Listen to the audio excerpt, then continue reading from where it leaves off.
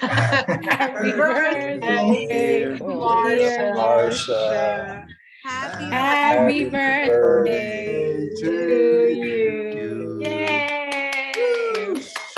Well, our seeing skills will never get us out of fiscal problems. This was really painful, but thank you. Yeah, I And think it's I'm an the only honor to one. be have my birthday on 2/22/22. Very strange time. Yeah, that's right. Yeah, it's tonight at 10:22. It will be 22:22 on 2/22/22. Well, if you keep the meeting going, Jeff, we could still be here. Let's hope not. By the way, I'm the only one who could carry a tune. I just thought I'd point that out. I think I nominate Johanny. I think she sounded better than the rest of us. Johanny sounded good. Yeah. Oh, okay. All right. I see how it goes. All right, let's get started. I don't have the agenda pulled up. Linda, what's the first item on the agenda this evening? The pension actuary report from Ashley Wise with Conrad Siegel.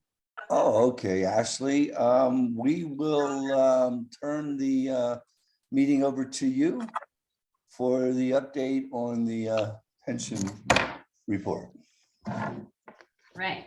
Well, hello, everyone. I wanted to introduce myself. I'm Ashley Wise. I am the actuary for all three pension plans, the police, fire, and officers and employees plan. Under Act 205, every odd numbered year, the state requires a valuation report, and that entails us to collect the data and review what has happened over the past 2 years and update our assumptions, determine the new liabilities as of a snapshot date, which is January 1, 2021. And then once we have the results of that valuation, those results are then used to determine the minimum municipal obligation, the MMO, for future years. So the results of the 2021 valuation that will be presenting today and talking about will get used for the 2023 and potentially 2024 MMO calculations. So nothing impacts 2022. That MMO was already reviewed, prepared, adopted, and is based on the 2019 valuation. The benefits that the plans pay are promised to the participants and set in stone, and the valuations really just determine how those benefits are paid over time, how the money gets into the plan, because everything that gets paid out of the plan, benefit payments and administrative expenses, has to come from either contributions from the city, state aid, or contributions from the participants, or investment returns. So those are the areas of where the money comes from. And then the valuation and the assumptions that go into the valuation to determine the liabilities, really just to determine how the benefits get paid out over time. So for example, the interest rate that the valuation uses is something that determines what the future expected earnings of the plan are. So if you're assuming 7.25% and your plan doesn't earn 7.25% in the future years, when that valuation snapshot date comes, your contributions are going to be higher to make up for that loss of investment earnings. In years like 2018 or 2019 and 2020, where the investment earnings were higher than the 7.25% returns, then you have a little bit of a holiday almost on your contributions because you earned more than you expected. So you have a little bit of a lower contribution in the future years planning. So I wanted to kind of start with there to have everybody have a baseline on what the assumptions mean, what the valuation is, and how that impacts the MMO. Again, the valuation results we're talking about will first impact the 2023 MMO, and they will not be used for 2022. So I'm going to share my screen. All right, so today I have this little exhibit and there's a lot of numbers on here, but I wanted to share those with you.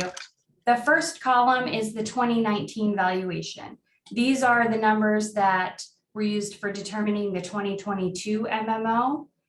So we'll talk about what happened, investment returns and participant changes to get us to 2021.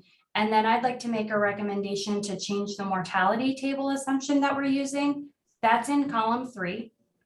So we'll kind of step through the different scenarios, and columns 4 and 5 are more sensitivity analysis that reflect a decrease to the interest rate assumption of 25 basis points and 50 basis points, so that you know and can be prepared that if in the future we can't earn 7.5% based on the plan's investment allocation, you may be looking at higher contributions.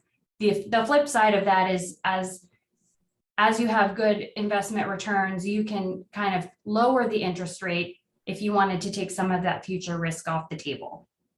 I haven't talked with your investment advisors, and I'm not sure what the long-term investment allocation is for each of the plan's assets, but that might be something to look at. If the long-term expected return based on the planned investment allocation is not 7.25%, you might want to look to lower it, because the better we can match our assumptions to what we expect to happen in reality, the less volatile your MMO will be from valuation cycle to valuation cycle. Okay, so as I said, 2019 and 2020 were phenomenal investment return years. The returns were from 15 to 18% in 2019, depending on the plan. And for 2020, they were about 13.8 to 14.1%. So well and above the 7.25%. The one thing I did want to point out with all 3 of the plans is they are using a smoothed asset value. So that means that they're not using the market value and instead using another methodology that kind of smooths assets over a period. So the police and the fire plan use the same asset smoothing methodology, which is a 2-year kind of averaging, and then the O&E plan uses a 4-year smoothing method. So that can cause discrepancies between the smoothed value and the market value of assets. But the smoothed value should also help limit volatility from year to year, because it uses an average of market value numbers rather than a snapshot in time. So primarily due to the investment returns over 2019 and 2020, combined with some participant demographic gains in the O&E plan, the MMO is projected to go down about $1.3 million from the 2019 valuation. That's this red number right here. And before any assumption changes are made, the funding ratio of all 3 plans combined would be 78.3%. In 2019, the public sector, or the Society of Actuaries, came out with a public sector table, and there are 2 versions of the table. There's a public safety table and a general non-uniform table. The police and fire, I'm recommending should use the public safety table, and the O&E plan would use the general non-uniform table. These tables are based on solely public sector data, whereas the other tables that you've used in the past are based on Social Security data or most primarily private sector data. These tables are also what we refer to as fully generational, meaning every birth year is projected to live at a different age. So somebody born in 1950 is projected to die at a different age than somebody born in 2015. So it should help better reflect lives going forward, and the projection scale gets updated every year. So while you may have experienced large jumps in cost when the mortality changed before every 10 years or so, we're going to have very small incremental changes year by year, and hopefully a much smaller change when they change the base rates every 10 to 15 years. So when you include that number, that would increase your liabilities a little bit and decrease your funded status. So the funded status would go from 78.3% down to 77.1%. And this is in aggregate across all 3 plans. The projected MMO based on those numbers is about just under 17.5 million, which is a $300,000 increase from the no assumption changes run. If you're looking compared to the 2022 MMO, it's still about a $1 million savings from where you're at now. So in some cases, when people are saving money, if they already have the money planned in the budget, it might make sense to take some risk off the table for future earnings. And that's why I illustrated here a 25 basis point decrease to 7% and a 25 basis point decrease in the salary scale for all of the plans. This gets you still decreasing the interest rate, increases liabilities because you're assuming that fewer dollars are going to be earned by investments in the future. So they'll be required to be contributions. And you'll see that projected MMO would be about $18.1 million, which is still less than the actual MMO for 2022 of the 18.6. So that would still give you some savings, meanwhile, taking risk off the table. But if you're just looking to take the minimum step necessary for the assumption changes, I would recommend at a minimum, the mortality increase or the mortality change to the public sector table. Under Act 205, the assumptions for the valuation are jointly set by the plan sponsor and the actuary, which is why we're having this discussion. So you can ask me any questions about what these changes mean and how they'll impact your MMO going forward, or any other general questions that you may have about the plans individually or in aggregate.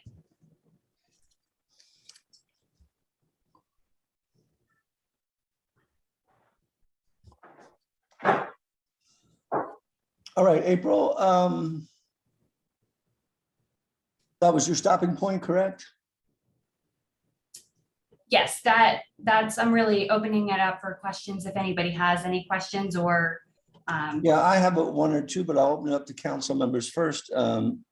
Anybody on council have a question at this point? So I don't see any hands up, but Yes, it's Marcia. go ahead, Marcia. Yeah, and I think this is a very clear presentation. It's just hard to be planning when you've had such a good year and you know that projecting out in the future, it may just tank. So I really want, the suggestions of how we avoid what happened 20 some years ago when, we really got caught in a bad situation as far as our contribution went. Maybe Jeff can reflect on that, or, people. Well, it is what it is. I just remember when that happened and the Yeah, I situation. think we were our in. overall funding level collectively for all three plans is probably the best it's ever been. Right. Across all three plans, which is good news. I see the adjustments in the assumptions, the average weighted return, which is, it could be up 19% one year and down 4% another, the weighted average over time, 7.25%, 7.5% isn't extremely aggressive. It's a little more aggressive than what we would typically use. Is probably a 50 to 30% likelihood, which is okay. I just think the city needs to consider moving forward that we stabilize our MMO contribution if we can, regardless of the performance, so we can try to sustain that funding level. You never really need to be fully funded in a plan, because the hope is that the market returns will help fill that gap over time. I know a few years ago we aggregated, the money manager expenses and the even I believe the actuarial expenses as well. We've combined them all, so we weren't paying separate parties for each separate plan. So I think we're starting to reap some of those benefits. I would look to Jamar for any other insights that he's seen recently. Jamar, your thoughts? Thank you, Council President. The biggest takeaway I wanted for council to have is actually exactly what you alluded to. The funding levels have steadily increased across all of the funds. Ashley alluded to 2019 and 2020 being great years for the investment side. 21 was gangbusters. But so far 22 is not, with the whole Russia situation going on. So my recommendation is column 3, just accepting the mortality changes, but not making any investment interest changes. Council. Yeah, what were those specific mortality changes that I was trying to, maybe it's on the chart, it's just too small, I can't see it, but what was that adjustment? So for O&E, there is an updated non-uniform table. And then for public sector uniform, there's an update to the mortality table. So And- life expansion a little longer. Yeah, life expectancy is the long and short of it, yes. Yeah, okay, as medical improvements go on, et cetera, okay. Yeah, you want to have the assumptions as realistic as possible. Again, you know, and from a budgetary planning standpoint, we always adjust based somewhat on these valuations, et cetera. I'd like to see us remain static, whether we're ahead in the game or not. I think it helps the performance. Now, that's not typically the easiest thing to do, but it's just something we could consider. But yeah, I think overall, you know, the plans are doing as best we can. Now, there's very few COLAs in these plans. Is that correct? Yeah, there's no current cost of living adjustment. And the problem I have with public pension plans, and there's nothing wrong with them, is just, I know the city has started the 401k plan for newer employees. I like the portability of the 401k plan. I like the fact that the individuals, if they are more comfortable with more risk, can take more risk. Traditionally, the pension plans have structures and guidelines, which you need, but you know, they're only going to lock you into a certain amount of a commitment for the rest of your life, where a 401k plan, especially if it's well contributed to by the employer, can really outperform, I think, a typical pension commitment that you get, you know, from a pension plan. I'm not here to promote one or the other. I sometimes wish we pension plans are always viewed as these godsends, but unless they're extremely lucrative, they can, especially in an inflationary environment like we're in now, right? I mean, if you're getting a check for $1,300 a month, that's not the same $1,300 it was a year ago. So if that was in a 401k plan or subsequently an IRA, you could continue to escalate your assets, especially during an inflationary environment. So instead of getting $1,300 a month, maybe you could draw down $2,100 a month. But anyway, it's good. It's just good that all the pension work that's been done is showing up. I don't have any additional questions. I think we're right where we need to be. It's good for the employees and the retirees of the city to know that their pension funds are in pretty good shape.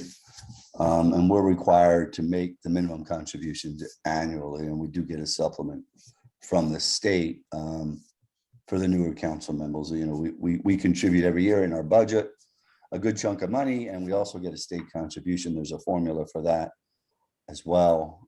So this is an important element of you know, legacy costs for the city. So Ashley, by chance, do you remember the thresholds for distress that the AG's office uses? Yeah, so 90% funded is the not distressed level, and I believe above 70% is distress level 1. So I think last year you were also distress level 1, so you'll remain distress level 1 again. Combined. Combined, yes, they combine all three plans. And it would also combine your defined contribution plan once there are funds in there in determination of that distress level percentage. yeah, and that sounds a little scary, but I think at one point we were probably aggregated in the 60s somewhere, Yes. if not a little lower, just to remind everyone. So 90% is pushing it. I mean, few plans are funded at 90% that I know of. And I know, Ashley, if you could agree. At the distress level 1 or the minimally distressed funded, there's not any required actions to be taken. It's when you fall below 60% where they require you to aggregate investments and have that aggregated pension committee to kind of get things back on track and get you into a higher funded ratio, which seems to have worked with your plans for sure. All right, any additional questions, anyone? Fred has his hand up. Who does? Maria? Fred. Well, we'll go to Maria, then Fred. Oh, thank you, Jeff. Actually, do you think it would be more conservative to keep not using the market value? When I came on the meeting, you was talking about they were not using for the investment the market value was something different. I missed that part. So in columns 4 and 5, I have provided some sensitivity analysis, what the contributions and the liabilities would look like if you did decide to lower your interest rate. The interest rate should match as closely as possible what the expected future returns, long-term returns are based on your investment allocation. And in discussion, I have not had the discussion with your investment team or your investment advisors for the City of Reading's plan specifically, but in my experience, those conversations with investment advisors have returned a rate of anywhere from 6.5% to 7% is probably where they think they'll end up long-term, 20, 30 years down the road, but nobody really has that crystal ball, and everything can change in a matter of minutes. I don't think that anybody expected 19, 20, and 21 to be as lucrative as they had been, even with the COVID coming into play. So I think investment advisors are trying to tamper some expectations in the future because returns may not continue to be as high as they are. There might be a market adjustment and things like that coming on. So while staying at the 7.25% is still completely okay, it's not even at the high end of the range. For plans across the state, you're probably in the middle of the pack there at 7.25%. You just need to be aware that if returns start to fall below that 7.25%, that will result in higher contributions, higher MMOs in the future years. Thank you. If Yeah, I and could I would provide remind a- everyone that we can calibrate this as we go. So, if 2 years out, we're nowhere near that. And I don't know what the standard would be in the industry, Ashley, using a 10-year average of returns or, what benchmarks people are using. If this was 9.5%, I'd be worried. 7.5% in an inflationary environment where there's an economy with many trillions of dollars yet to be spent. In an already strong economy, I'm not an economist, but I would expect earnings, et cetera, all that to flow through in the coming years and show up in the stock prices. Jamar, before you go, I interrupted Fred and then Jamar. So, you say me? No, I accidentally raised my hand. I apologize. Jesus, Fred, you accident. All right, go ahead, Jamar. Just one more thing, a bit of context towards Maria's very good question. Part of the reason we included a column 4 and 5 to entertain a discussion around any potential change in the interest rate is because of the difference between the smoothing method for the public safety units versus the market value for O&E pension, and showing what would happen if we made a change. The point being, we're recommending no change at this time. The one other, not correction, but the way the aggregated board has come to be set up with our quarterly meetings, we do have a brief opportunity for our actuary and our investment firm to have a brief conversation when they're separately presenting their reports. And in our most recent aggregated meeting in January, we had discussed, well, what if we do make a change to the interest calculation? And Council President, that's why we added column 4 and 5.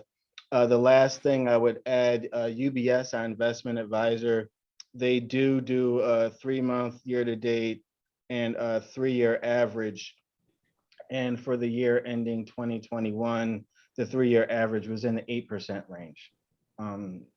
So not too far off of that 7.25, Council President. All right. Thank you. If there are no other comments at this time, thank you, Ashley, for your presentation. And Linda, I'm going to refer back to you. The next item on the agenda as well, because I still have. Is Public Works reports from Kyle Zebra. All right, Kyle, the floor is yours. Well, we stepped up our pothole crusade, if you will. And we now have not only our first shift attacking potholes, but we also have our third shift crew attacking potholes. I believe Frank shared our log. We keep a monthly log of all the potholes that we do. And so far this month, we're up to about 538 potholes. Again, as I said, that's first shift and our third shift people out there doing the potholes. I also spoke to Bill Murray last week. I believe it was last week, about our pothole blitz. The first one we did last year on 2 separate occasions, about 2 weeks apart. And we had UGI and RAWA and our guys go out and just take sections of the city and canvass them and fill potholes, anything we found, low cuts, potholes, everything like that. In speaking to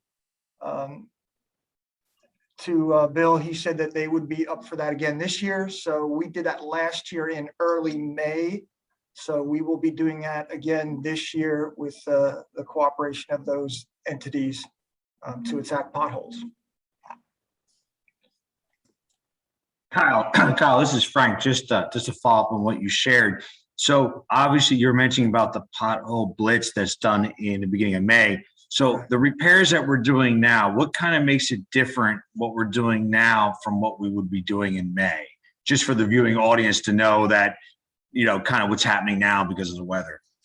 Well, we use a mix this time of year that it's a cold mix. It's called a cold permanent, but it's not so much permanent as it could be. And then what we do is in the spring, as we do the pothole blitz itself, we will actually use the hot macadam, the stuff that we get from the plants once they open up. And then we fill those low cuts, potholes and everything. And that's a little bit more permanent than the cold patch that we use. The cold patch will last for a while, but it's not as good as the hot. Right. All right.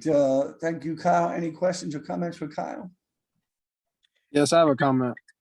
Yeah, go ahead, Wes. Hey, Kyle, I just want to know, there's this pothole in my district that my constituent's been talking about. It's on Hampton Boulevard where the Albright Laundromat is. Is that on the list of potholes you guys plan to fix? One of the things that I failed to mention was some of the streets in the city are state roads. We don't normally do the state road potholes unless it's a pretty severe pothole or we're having issues, like if the police contact us and there's been, you know, damage or an accident or something that they're suggesting might have, you know, been a result of a pothole, then we will fill it right away. But normally if it's a state road, we report it to the state. I think that one was fixed too, by the way. Yeah, that sounds familiar. Because I drive by there every day and I know there was one, and I know somebody, I think UGI or somebody fixed it already. I just got a report about it 2 days ago. And Right in front of the laundromat? yeah, I actually see it. Like I drive by it every day and it's not, there's like this big pothole in the road that everybody avoids it. Yeah. Like everybody goes right around it. If I may, I think that's Muhlenberg Township. It's Yes. literally like a couple of feet after our city lines. You're talking about Albright Laundromat, correct? Yes. Yeah. Right They're after saying the Turkey Hill? That's their problem to fix, not ours. Right. Yeah, unfortunately, I know. I hit it last night myself in my car. And my wife was not happy about it, but that is, if it's the same one that I'm referring to, is on Price Town Road off of Hampton Boulevard, rather, going towards the Turkey Hill. That's Muhlenberg Township. Yes. Well, Okay. can somebody contact Muhlenberg and at least make them aware of it? That would be helpful. Actually, I have. Okay, you have. Thank you, All Mayor. right, before we go to Thank Jahani, you. Marcia, or Sure. Donna, Wesley, did you have any other comments? I'm sorry. No, that's it. Thank you. All right. I don't know who was first. We'll go Jahani, Marcia, Donna, because that's the order I see them. I think it was Donna, Marcia, and then myself last, Judge. And then Yeah. contradict me. Okay, sorry. Here we go. Just want to be fair. Thank you, Kyle. Excuse me. Just for clarity's sake, certainly in my district and as well as others, there are ramps that go onto Route 12 and other state roads. who is responsible for the off streets, for like the Butler Streets, Carpet Streets, the River Roads? Is that PennDOT or is that us because those roads lead to State Road? Because often there's a lot of potholes in those ramps. Yeah, if it's normally a ramp going onto the PennDOT road, then it would be PennDOT. But if it's, there's a couple kind of gray areas that if we get it, we'll go do it. Somebody calls We or report reports. them to you then? Kyle? Yeah, you just report it to Public Works or me. Yep. Okay, because I have a pile of them off of 12. So, okay, thank you. And then what we normally do, if it's not ours, we will contact the state. We have a contact number that we call them for PennDOT. It usually takes them a couple days to get out. They're not quite as fast as we are, but they usually address them. Fair enough. Thank you. Thank you, Kyle. All right, Marcia? Oh, I'm sorry. First of all, to confirm what the mayor had said, the block on Pricetown Road was where I used to live, which was in Muhlenberg Township. So I know exactly where the pothole is. But that comes to my question about when potholes are located. If you know where they are, or if it's during the day, you can see them. But at night you can, and that's where I think the most damage is, where people swerve or they hit them with their vehicles. Is there any way that we can mark them to make people more aware? Because it is dangerous for driving, whether it be PennDOT or the city. And I know at one point that had been done, but that's my suggestion, because I find that I cannot navigate down through Perkiomen Avenue at this point, and they seem to be getting deeper. I've seen some of them that they have been patched, and I don't know who did it, but I have a feeling it might have been PennDOT, but if it was the city, thank you, Kyle. But it becomes very dangerous, especially with the way people are swerving, double parking, that whole business. It becomes like, how can I say it, a gauntlet just to be able to get from one location to another. Is there anything we can do to mark them so people can, have a heads up? This is something they might be running into. The problem is the time it would take to go out and mark everything. It's Okay. just as fast to go out and throw a couple shovels in and tamp it down Okay. really than, getting a can of spray paint out and making circles. If it's a state road, we can try to do some of that, but we don't want to put cones or anything out because then Right. that just makes it more of a hazard. Yeah. All right, Johanny? Yes, thank you, Kyle. What is the average that we do a year and what is the cost? Oh, we do thousands and thousands a year, and that's not counting PennDOT. I don't have that total. And I would have to look up how many loads of blacktop we get. I could get that information for you, but I do not have that in front of me right now. And then also, and I saw you scrolling through streets and your report, but what are we projecting to accomplish from here till summertime? I don't recall what you said. Well, we continue to attack potholes. Like I said, we have two crews generally now. We have a third shift crew and our first shift crew that go out and do potholes. But what we started doing last year was very successful, was what we called our pothole blitz. And that was when we had UGI and RAWA. We all came out here, we met, we loaded up with material. I had a breakdown of different sections and the roads in each section. They had a log attached to it. And then when they went out and did a low cut or a pothole or made any kind of repair like that, then they would log that on the sheet so we could come back, total everything up and have a count of how many we did for those pothole blitzes. So that was the plan for again this year. And one other thing to keep in mind is we have been very aggressive. This administration has been very aggressive in paving, which hasn't been seen for a while. The last few years, most of the paving that was done was on state roads, and we only did not as much as we probably should have been doing, but that has changed. Last year we did 5.7 miles of road, and this summer we're slated for another 6 mile of road. So that will make a difference as well moving forward. And then the last thing, and Christian Crespo wrote it on the chat, a reminder to our constituents to report potholes. You can always go onto the iRequest, right? Yes. Yes, I'm sorry. Report it on the iRequest and you respond. Yeah, then they get sent to us, and then we log them and send our crew out to go after them. Yep. Thank you. All right, any additional comments, anyone? All right, if not, Frank, did you have a comment?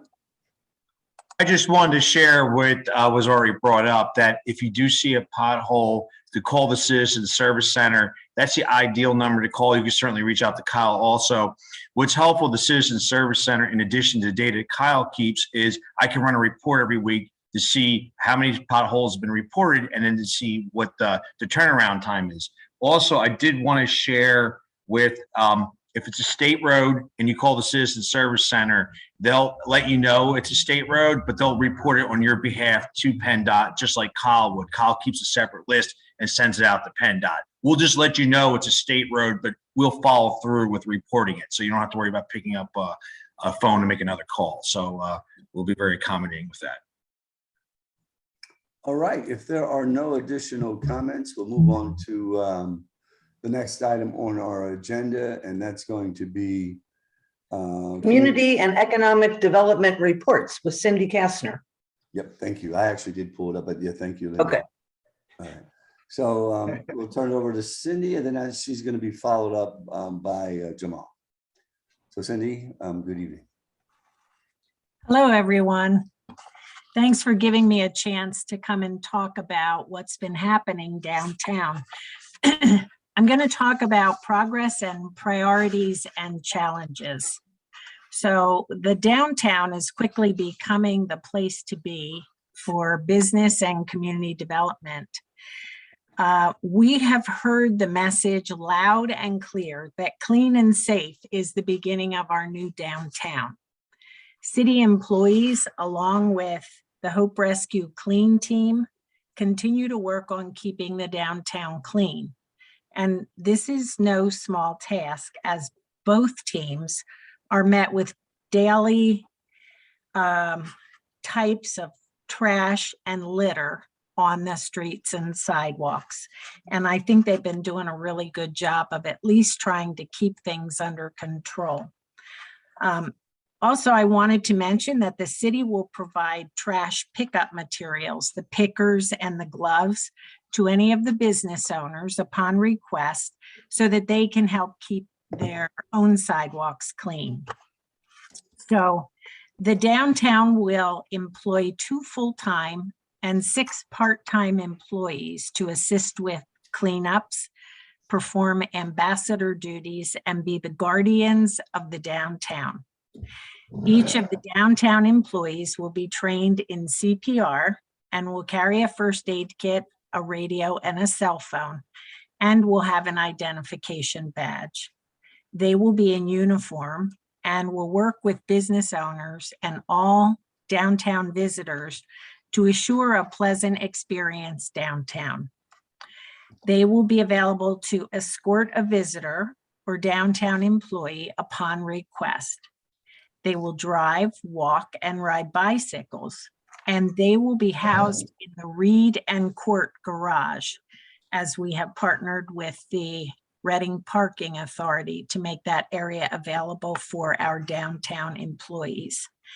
They will also be cross-trained in the event they are called upon to assist with a garage parking issue.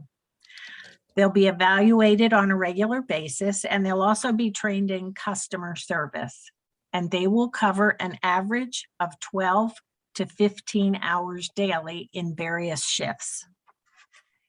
To further ensure safety downtown, the Reading Police will continue a regular patrol as well, and they will be a radio call away if our downtown employees need them. This is the first important task that needed to be accomplished, and this is done under the guidance of the Reading Police Department.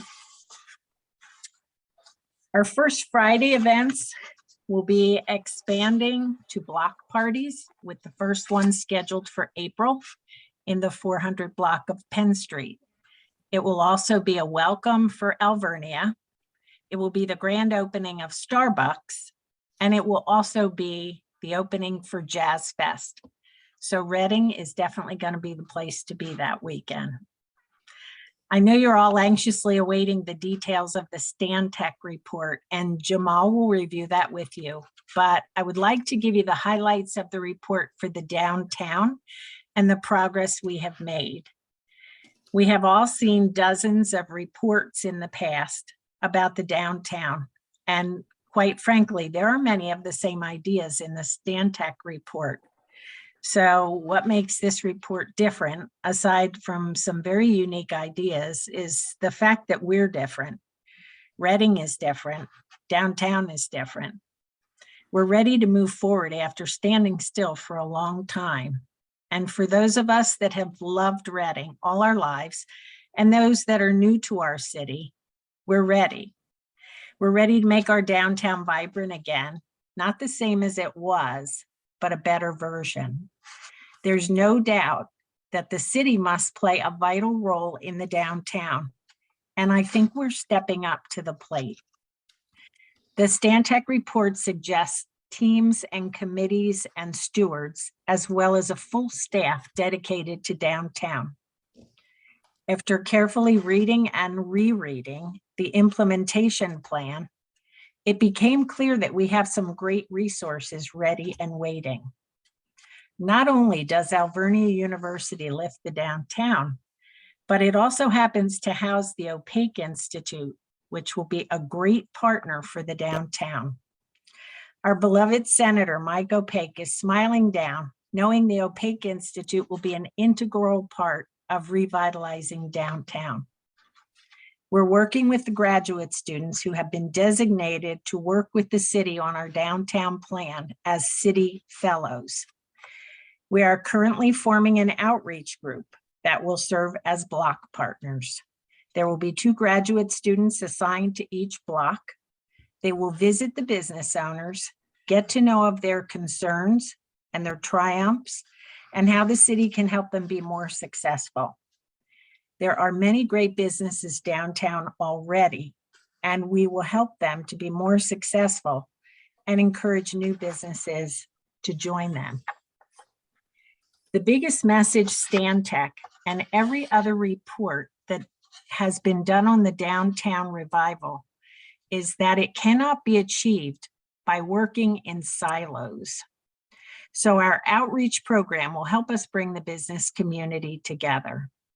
In addition, the graduate students will assist with marketing, event planning, historic preservation, mobility concerns, and administrative tasks. And while we are engaging with the community, we will also be building the model for what comes next for downtown. We're currently working with DCED, who is encouraging us to work toward a designation. This will position us for additional funding opportunities, as well as be the first step to the new downtown organization. The Stantec report also encourages a more robust P3, which is the proposal you have considered and tabled for more information. In the true meaning of a P3, we must have partners that can bring both business acumen as well as financial support. The proposal awaiting your approval would support this mission. In addition, the mayor would like to form an implementation team as suggested in the report. This team would review the progress being made and offer additional suggestions to move the mission forward. It would include representatives of the business community who will give us firsthand info on how our plan is working, as well as representation from council, and the mayor would be chairing the team. It will be a great check-in for us all. It's also important to know that we have been very fortunate to have many valuable partners engage immediately. The county is a great partner and has offered us many resources, not the least of which is including the city in their contract with the Greater Reading Chamber and offering resources through their new Imagine Berks initiative. The Berks Alliance has been a guiding partner and has brought a team from Leadership Berks to assist with some program development for our business community. BCTV will be collaborating with a really great marketing opportunity for our downtown businesses and the list goes on. So I've shared some progress and priorities and plans, and now I will share some challenges. Our city needs a boost from the river to the top of the mountain, and it won't happen overnight. There are many people working really hard to bring good things to our city, but it won't happen quickly. So patience and support would be greatly appreciated. I know many of you have other ideas of how to move the downtown forward, so I would ask you to share them in a positive way and not use them to diminish our efforts. Every morning, the mayor brings a team together to discuss and plan and implement making good things happen for the city and its residents and visitors. I hope you agree that our city staff has done a great job of picking up the ball, and it's so good to see Public Works downtown taking pride in their work.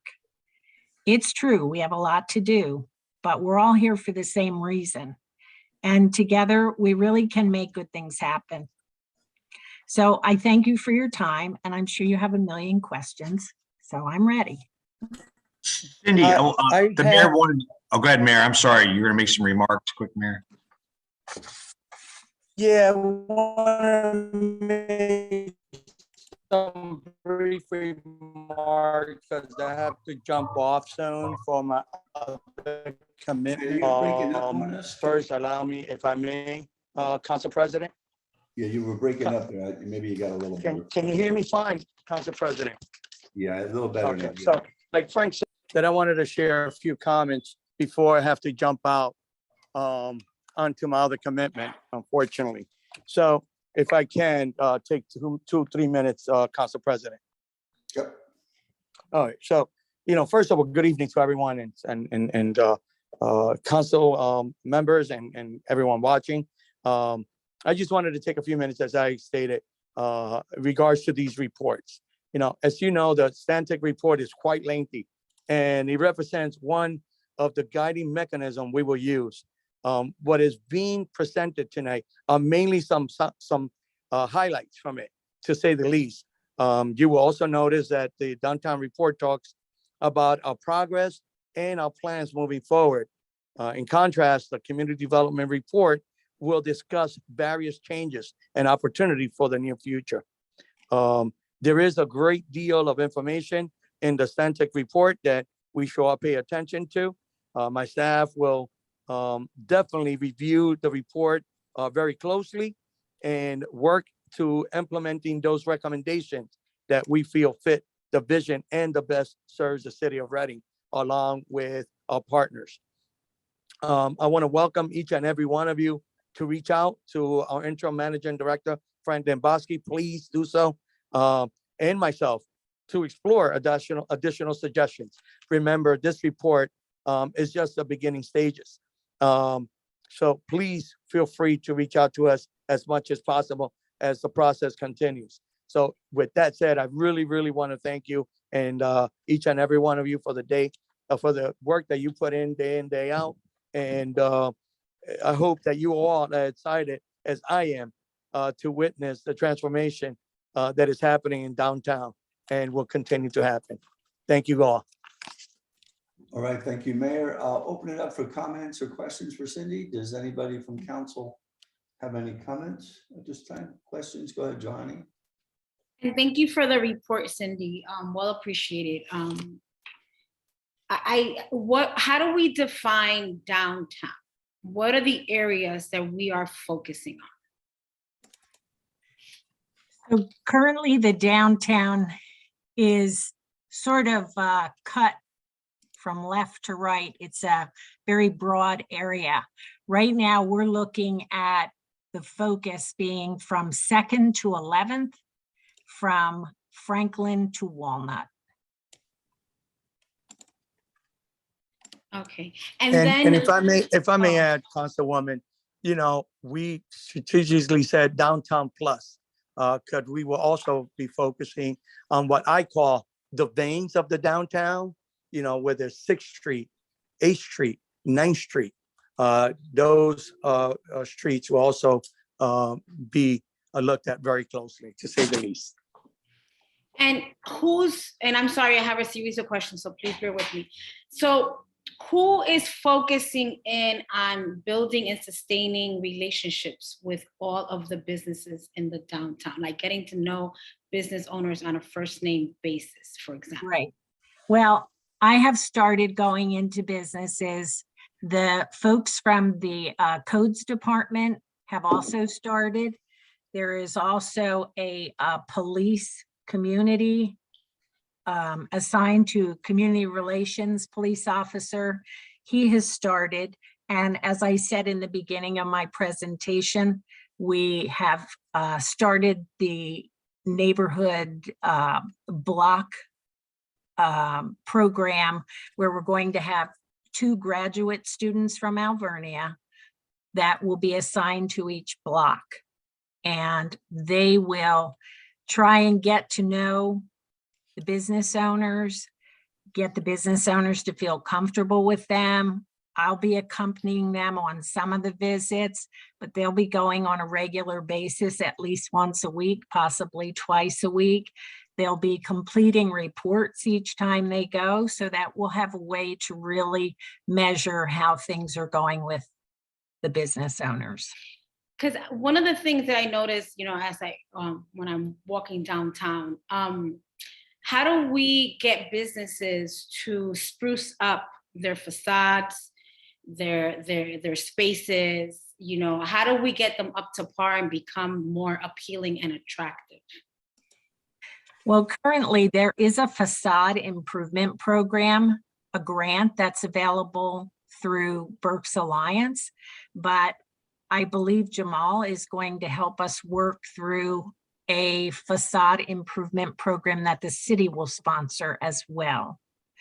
Part of the reason why we're going to be visiting the businesses so often is to help them understand that we need to help, they need to help us help them. So we need to find out, do they really need help? Do they need someone to help them clean up out front every day? Or are they able to at least take care of, their front sidewalk? And if they need extra help, we will try and figure out a way to make that happen for them. Yeah, because I always look at, and perhaps this will change with the neighborhood or the block captain program. But, just flowers, painting, lights, things of that sort that kind of just make the area look a little bit more vibrant. What's the timeline for that project for the block captains? You will start to see people in and out of the buildings. They're going to start in the 400 block. And that is just going to kind of be their test run. And that will happen in the next week and a half. And within 2 weeks, they will be throughout Penn Street. And do we have space downtown? I don't know if we've considered that. Having like our downtown coordinator have space downtown to work out of, to have a point of reference, point of contact with the businesses. I'm not sure if the administration has thought about that. Yes, I think that would be wonderful. We have discussed that, but I think that will come as we develop the new plan. And whatever that new organization will be, right now we're following the direction of the state, and we have been meeting with them. We will continue to meet with them. Their guidance is highly suggesting that we obtain a designation. And once we have completed that, there will be, we'll move toward a new organization that will certainly be, I would imagine, housed downtown. For now, I just don't have the budget to, set up shop downtown. And then finally, when we speak of ambassadors, right, are we having skilled people that can deal with the drug use, the mental health, the homelessness, the loitering? I mean, we have an abundance of that. And I know that our police force is very limited. So, there's not that much visibility of police. So I'm trying to understand what the role exactly or precisely will be of the ambassador as it relates to those issues that continue to plague our downtown? So I think for now, we view it as a work in progress. For now, the downtown ambassadors will all have CPR training, which they did not have before. And that is just in the event of an emergency. The training that we are looking at was based on the suggestions of the National Downtown Association. And they have a list of items of things that our downtown ambassadors should be trained in. Downtown ambassadors is certainly not a new concept, and it's not Reading's concept. They have them in every city you can imagine, and very easy to find. If you do a Google search, you'll see all kinds of things. I think the importance is their presence. The importance is that someone is going to know downtown very intimately. Someone is going to know, hey, there's someone on the street that looks like they're in trouble, and they're going to call the proper person to come and help that person. I would love to say we could afford to have social workers down there all day and, people trained in mental health and doctors. Unfortunately, that's not realistic, but at least being able to recognize there's a problem and know who to call. That's what we're headed for right now. And I'm sure we can identify partners that can provide that, because we have an abundance of those type of social service agencies in the downtown. So I'm sure there's a place for everyone. Okay, I'm done. Sorry, Marcia and Donna, I see you have your hand up. Yeah, I don't know who was first. And thank you, Donna was. Cindy. You bet. Go ahead, Marcia, because you can dovetail on the social services. Okay, thank you, Donna. And yeah, I guess it was something that obviously I'm very familiar with because it's the work that I do. There's an opportunity that I don't believe the city has taken fully advantage of, a diversion program for people we don't want them to become involved in the criminal justice system if their primary issue might be drug and alcohol. The chief is well aware, Chief Trinelli is well aware of the program. I think we need to have some more dialogue because indeed we haven't received the referral, I should say, for this type of program. And those people that are hurting, I call them the walking wounded, okay, really don't really know what's happening in their lives, and they need that kind of guidance. That can help the perception of the downtown, and also it's the main thing to do. I think we especially need to prioritize and focus on the 800 block of Penn Street. I think if you look at the police reports and other data that's available, I know that the police department is well aware of that, and all the partners, because if you're working with the businesses that are down there, they need to be brought into the discussion, but it's certainly something that's pretty astounding. I can tell that just by what I visualize when I drive home and I see the number of times that there's ambulances at that particular block. So I'm sure if we look at the city data, we can tell. But I also think it's important as we make planning, and it's great to plan with the businesses. It's also great to plan with the workforce that makes downtown their day-to-day home. And as more people are coming back from virtual to in-office work, those are the folks that are going to patronize the businesses. We need to, the county, of course, is the biggest employer downtown, the school district, numerous social service agencies all over the place. And we want to be able to make sure that people, rather than sitting in their office, come down like they used to do. And I think Donna can attest to this, used to come outside and be able to spend their time making use of the activities. I can say one good thing that I've noted is this downtown has been, considering the challenges, has been clean. I mean, I really can see that in the blocks. I see Johanny shaking her head. It really, you can tell that there's work being done. Areas that were problem areas, I've seen Public Works, Donna, the area you were concerned about off of Cherry Street, that has received a lot of attention, so that there has been work to keep it clean. The only thing, and this is a little thing, but it does show out that window in our property that adjoins Alvernia that's boarded up, still there. I don't know what to say. It's the broken window theory, the window's not broken, but the board's still there. And I think we need to be able to take those little steps. If we're going to ask businesses to do their part, we need to do ours too. And I know we do take care of Fifth and Penn, but you know, there's certain other things we need to just really take the small step that's needed. It's something that's very measurable. And I look forward to the discussion in the Stantec report. Thank you. Thank you. Donna?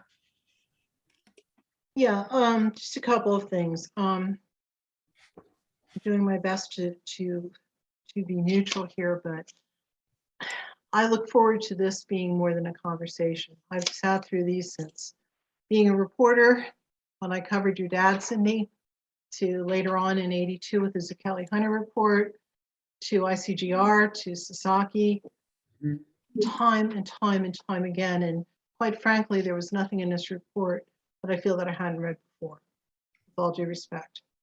Cindy, I appreciate everything you're doing on the street right now. It's noticeable, it's helpful, it's moving the city in the right direction, but we have so many challenges to overcome, just so many. And I'm not trying to be a pessimist here, but I'm trying to be a realist. What makes this different? What can we do differently? What tangible things can we do? And I see Johanny, and you're an example of what the way things should be, a dynamic business that welcomes people, that includes the arts. We have the Goggle Works, that's a great thing. On Penn Street itself, though, we have almost dead areas. And we're primarily responsible for that as a city, for all the years that we've sat on those key buildings at the corner of 5th and Penn Streets. And that continues through multiple. I know the RFP is out there. We have to move on those buildings ASAP. We also have other buildings that are held by speculators that are doing nothing on them. How do we handle those things? And I agree, the concept of a downtown organization is probably important. It was, I believe, unworkable. So did the majority of council believe it as it stood was unworkable. But I do believe we need to have some kind of organized downtown organization that is equitable to the property owners and helpful to the city workers, residents, and visitors. I'm concerned about the concept of a designation. Are we talking a tagline? Are we talking about how we're going to label the downtown? Is that what you're saying with the designation per se? The designation that we are discussing is just a Main Street designation, which Okay, will- you're not talking a trademark or a tagline. No. Thank This, goodness. yeah, this will give us, this will open up other grant opportunities and financial opportunities to us per the Okay, well, that makes total sense. Main Street is fabulous. If we can get something like that, that's really helped Boyertown, West Reading, Kutztown. We've seen a big difference in those areas. Yes. So I'm hopeful that something can happen here. Excuse my skepticism, but you know, it's going on 45 years that I've either covered and or been a part of hearing these particular things, all the excitement that went with ICGR. Where is that now? River Place, where is that now? They were not workable. They were workable plans with unworkable leadership. So how do we make the compendium of these plans, which is what we've seen with Stantec, because I'm sorry, there's nothing new there. But how do we take the best of all those plans, understand that a downtown has to be a mix of all incomes, it has to be a mix of properties that are commercial or retail on the first floor, residential above floor, encourage a middle income clientele, which is starting with the Abe and some other places. But until we get that mix on Penn Street, that traditional mix that for generations was there, you know, I'm concerned how we go forward. I'm pleased to see what Alvernia is doing. I'm pleased to see a lot of these things, but you know, I've just sat through these. Cindy, you and I have known each other for years.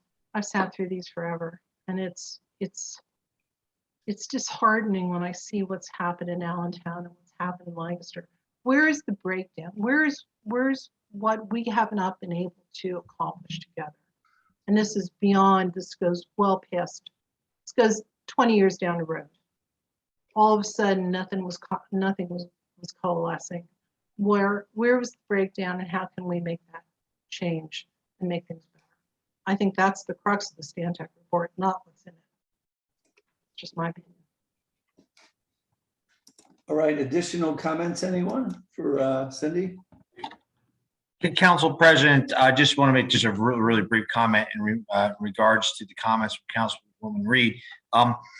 In a few moments, Jamal is going to go over some achievable policy-based recommendations. So his presentation this evening on the Stantec report will be able to show some real achievable, policy-based recommendations. So stay tuned to hear a little bit more on part 2 of the presentation. I hope some of that presentation will be able to answer some of your questions. So when it's Jamal's turn, I'll let him do the presentation, but hopefully some of your concerns will be addressed then. All right, any other comments for Cindy? If not, thank you, Cindy, for the report. We're going to turn it over then to Jamal for his brief overview of the Stantec report. Jamal, good evening, sir. Good evening, everyone, and thank you very much for hosting me to present you with the Reading Strategic Plan study that we have, and it stems actually from the Stantec report that was developed altogether in there. If I may share with you my presentation so we can go through it, and I would like to preface this by saying that I'm not as good a speaker as Cindy, Frank, or the Honorable Mayor, but I will try to go through the study in increments in there. And as Frank said, there are some answers to some of the questions raised by the councils, but definitely we need to move on in the directions that we all agree on to the benefit of the city of Reading, as well as to actually downtown specifically. So just a little bit of a background on this. How did the Downtown Plus study started itself? Since the mayor took office in January 2020, one of the pillars was economic development, and the question was going in the hallways how we can revitalize the city and how can we be able to revitalize the downtown area altogether. And to some of our councilors, the study itself, as you can see this map, actually, and that's why it's called the Downtown Plus. Hey, Jamal, excuse me, your microphone's a little muffled. I don't know if you covered it up with something. I actually, can you hear me now? A little better, yeah. Okay, how about now? Because I want to look at the big screen while I'm speaking. So would that be any better? Yeah. Yeah. Okay. So basically, to go back to slide 1, the study itself, it started by at the time when our honorable mayor took office in January 2020, and the question was to answer one of his 4th pillars, the economic development and revitalization of the city. And the question was, how can we revitalize the city, and how can we specifically revitalize the downtown area? And as a result of this, we have created what's called the Downtown Plus region. And it stems from, if you're looking at the slide in here, it goes from City Park on the east side all across to Riverfront, wraps around Riverfront to the south, Canal Street, and up to a portion of Buttonwood Street. So all of this area, red, green, blue, is also all considered part of the study itself. The request for proposal was finalized in September 2020, and in October 9, 2020, we have received 27 professional proposals. They are very state-of-the-art proposals, very compelling, and they offer, each and every one offer their best staff and credentials. City Council in January 25th of 2021 approved our recommendations to hire Stantec, and the study was finalized the latter part of 2021. In that part of the study, basically, the Stantec team met with city councils to hear from them and to learn from their institutional knowledge about what they have seen in the past, what would they like to see, and how can they implement this. But they also went to 30 stakeholders And they spoke with them about other interests in the city itself. But these stakeholders, some of them are profit organization, nonprofit, developers, educations, institutional colleges, and the like. We met every 2 weeks, my monthly meeting there, and Cindy was part of our team altogether, and we addressed some of the topics which generated multiple side visits to the city itself. Some of these visits were very specific, and some of them were in general itself. Standing kind of like meshed itself with the community to hear back from the residents. And as part of that, we have created an online questionnaire in English and Spanish, and we try to advocate that to many people so that they can actually help us with this. Study costed about $269,000. We budgeted 272, and it was completed in 9 months. But the most important thing that we'd like to do is to actually, what was the purpose of the study itself? Is to develop strategic plans for economic development based on the range that we have discussed. And we have looked at a very diversified demographic in there. We focus on the workplace, how we can grow talents, and how can we bring in professional jobs to downtown itself. We also address the spending patterns in downtown. How is it? Is it stronger during lunchtime? Is it stronger in the evening, weekends? All of these patterns were analyzed. And then we jumped into the market analysis for balancing residential as well as commercial use and all together. During these analyses itself, and they were very critical, very, very, very constructive, we have unfolded other opportunities, and we have addressed some of the negative influences, and I will be able to share with you how is that all going to come into place. But the whole purpose of the market study is to define what is a critical mass. What is the critical mass that we really need between residential, commercial, that we can create a sustainable downtown, successful, vibrant, and it expands over and above the limits that we have discussed. Part of the study also addressed the passenger rail from Reading as a city in there, and the city of Reading, with the help of our mayor, we are actually on the transportation authority when it's developed, and the passenger rail will go to major cities such as Philadelphia, New York City, as well as Washington, D.C. So jumping on to the third slide in my presentation, there's what makes a great place, what makes a great city, why is it? There are 4 categories to that. The very first one is sociability, the other one is use and activities, the third is comfort and image, as well as access and linkage itself. Each category has several subcategories to it, and the subcategories are then defined into fields which are measurable. They are measurable, so you can measure how many events you have and the success of these events and how it was attended or not attended. So when it talks about sociability, obviously we looked at diversity, we looked at stewardship, and this is some of the part that Cindy has spoken about, social networking in that area, in evening life, and street safety, which are also some of the important topics that Cindy is championing at this point to make streets safe, as well as creating a good social network. And again, one of these categories was also the use and activities. The use and activities focus on fun-loving activities, especially by local businesses.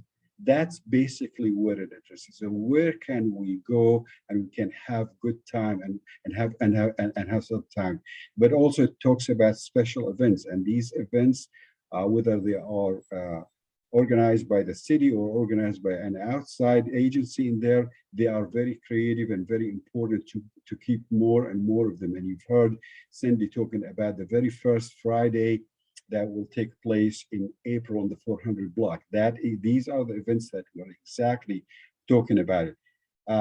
Part of the activities as well is availability of hotels and real estate value and the rent levels. And the rent levels is very critical to the point that it is not just market rate. It's not luxury. It's low income, market rate, and luxury. We need all of these together to be there. They are essential to creating a dynamic corridor. And then quickly going into the comfort and imaging there, crime statistics is something that we have to address. It doesn't help us, unfortunately, when we have last week a shooting. So that is not, but we need to recognize the effort that Cindy has put forth sanitations and as addressed, and I'm very pleased to hear from City Council that we recognize that downtown is now cleaner, and that is very important. We need to address the building conditions, and we will talk about these things. For those individuals or families that are going to start taking position in the city and live in the city, walkability and availability of retail stores becomes very, very important. And one thing the city has is charm. The history, the deep history of the city, as well as the spiritual in there is phenomenal. You look around and you'll see steeples everywhere in that. An access and linkage that talks about traffic data, more importantly, the transit usage in there, pedestrian activities, and availability of parking, which we have an ample of that, and we will talk about it very quickly.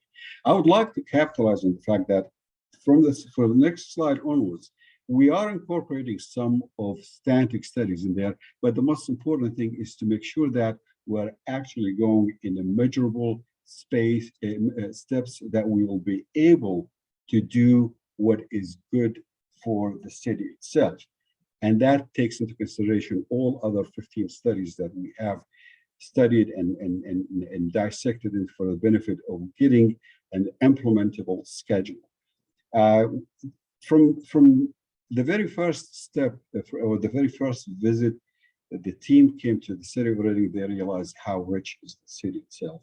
And by that, how many opportunities can be available. And we start looking into the catalyst for the economic development. How can we establish this and integrate it into what we have as a very unique city in itself?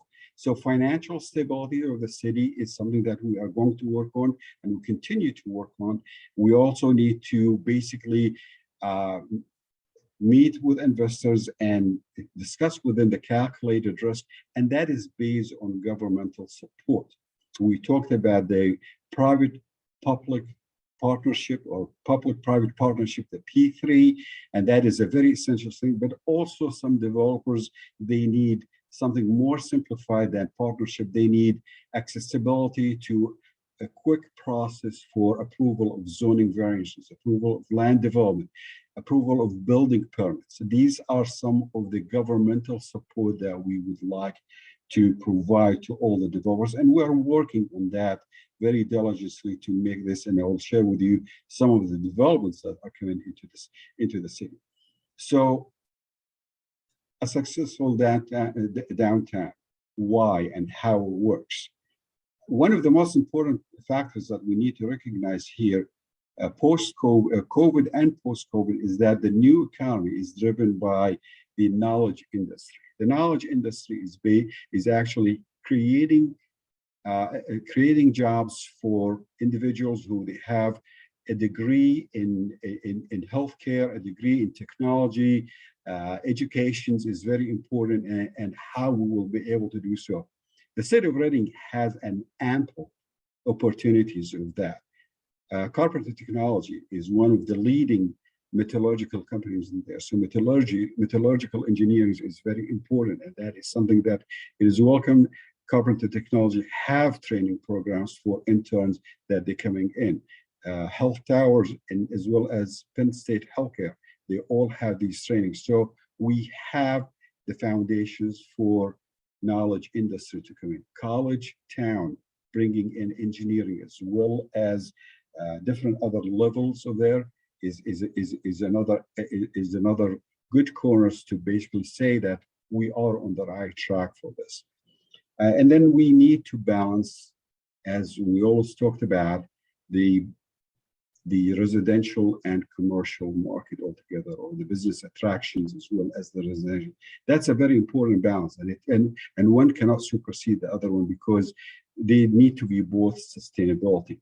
And we talked about the mobility connectivity in that area in there, because people who are going and families who are going to take apartments and be able to live in there, they need to be able to reach out to parks, and they need to be able to reach out to retail stores, and they need a nightlife. And all of this, when you couple it with how unique and diversified the city itself, including the culture, then we are really set for the very first step. So what is the very first step that we really need? And remember, please, these steps are baby steps, but they are implementable. And the difference between our effort now and efforts in the past is that we are going to try to do our best to make these small steps implementable. So the very first thing we looked at is the commercial corridor district. Okay, and there are so many other districts in that neighborhood in there. There is the commercial residential commercial neighborhood, as well as the high density residential. So creating overlays, what does that mean? For those who are unfamiliar with zoning definitions there, an overlay is like a person who is wearing a shirt. That is the basic overlay. That is the basic district itself. This person can wear a sweater, can wear a jacket, can wear an overall, can wear a hat or an apron. All of these are overlays that are coming in to basically create a flexibility in our system that we can actually utilize these tools to benefit us. Some of the current overlays, especially the Penn State or Penn Square overlay is a good start, but it's still constructing. It still calls for specific parking spaces in there, and we need to work with the Reading Parking Authority on defining this. It also calls for setbacks, and for open lots, that these setbacks can be very, very confining itself. How we can use how we can develop mixed use and street levels in there, and that is basically right now it's completely restricted to commercial. We would like to expand on that so that we can put light manufacturers. And by light manufacturers, what I mean by that is a person who would like to use it for making clays, and as such, they will have an oven in there to cure their clays or a glass. So, and over and above this, as we are creating a high density residential area, we need to also address the contemporary provisions for parking and loading or unloading. Some of the other zoning areas, zoning districts that we would like to look at, one of them is called incentive zoning. And certainly this is something that we are going to devise, and we would like to run it by the administration and then with city council. But the incentive zoning addresses the infill of underutilized vacant lots or vacant storefronts or upper floors in there, because we really need these incentives to, and the incentives here can be very beneficial to us. It also, under the incentive zone, we will be able to create opportunities that will help attracting more businesses, especially if we can start the neighborhood retail district program, and we can couple this with the facade improvement program. That will be a phenomenal approach that will be able to give us, and that will be part of the incentives. So, and again, one of the flexible or incentives in there is to reach out to the developers who would like to create smaller footprints of apartments that are not exactly what are now specified in our zoning orders. And instead of creating, instead of sending them to a zoning variance, we will be able to work with them under the incentive zoning overlay, which will help us to do more of beautifications for the city and creating additional outside improvement that the developer will be more than happy to work with, because what they really want to see is a certain number of units that will cash flow for them and will make the project profitable. Another zoning overlay that we would like to discuss is what's called a floating zone. And the floating zone is basically a zone that, while we try to address all the possible uses that are coming in there, sometimes you will have a use that is very suitable for the downtown, and it will create traffic and will create jobs and will be able to be the talk of Berks County altogether. But unfortunately, it does not fit in that area. So in order for us to send it, to have it fit in there, we have to go through multiple stages in which we are actually asking for variance. So creating a floating zone that can be to the benefit of the economic development will support what is called conditional use permit. So these are some of the things that were identified in the very early stages of it. So what we are going to do now is to focus on residential market and how it helps developing a critical mass of business. The graph that you see to the right in there, it has two pie graphs in there, or bar graphs, sorry. The very first one is the one for 2020. And by the way, this graph is actually developed by the U.S. Housing and Urban Development in collaborations with the national real estate agencies in there. You will see two blocks for the 2020 supply. 62% of that is actually single family detached, and about 32% or 38% of that is multi-families and townhouses. But look at the trend as it goes towards 2030. And we start seeing this, by the way, in our city itself. You will see that the number of single families is dropping, and it dropped significantly in this case. The multifamily and townhouses dropped, but the blue part of the bar graph itself, it calls for single and couple homes. In another study, the United States in the 2030 will need to build 4.6 million apartments nationwide. 4.6 million. But that is not only it. It needs to address and renovate 11.7 million apartments. So this is the market. This is the time for us that we will be able to take this opportunity and create something out there. So we talked about mainstream, and that is very important for us all together, how we will be able to enhance the trends that is there in creating different size apartments, as well as a variety of housing options.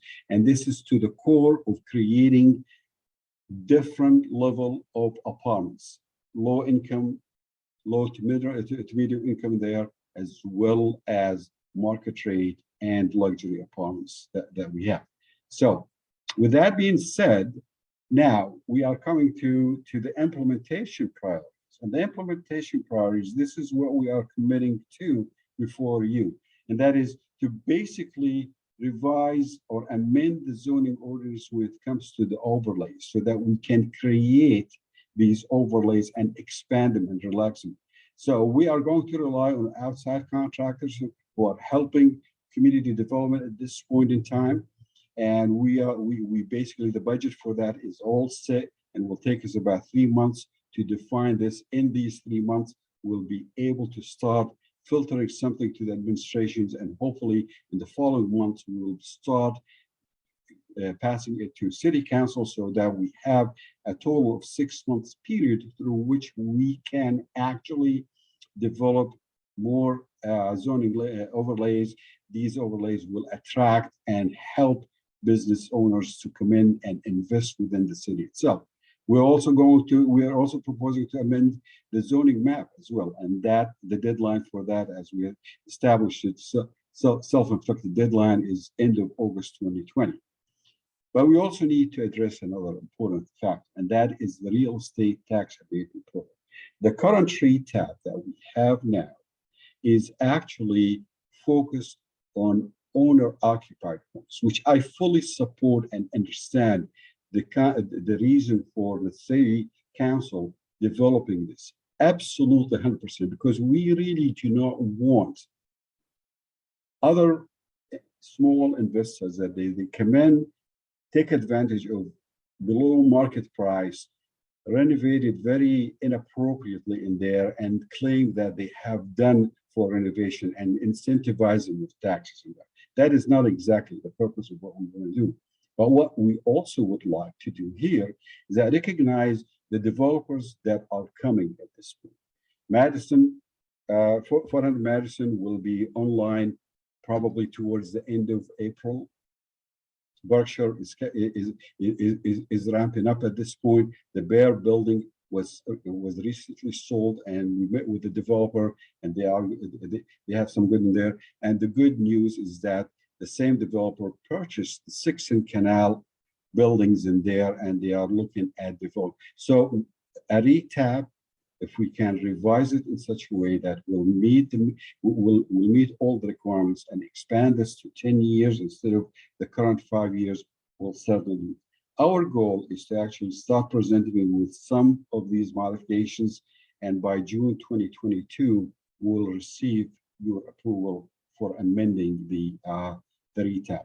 We're also going to address the LERTA, or the Local Economic Revitalization Tax Assessment Program, expand this to 10 years and get a buy-in from Berks County and the school district.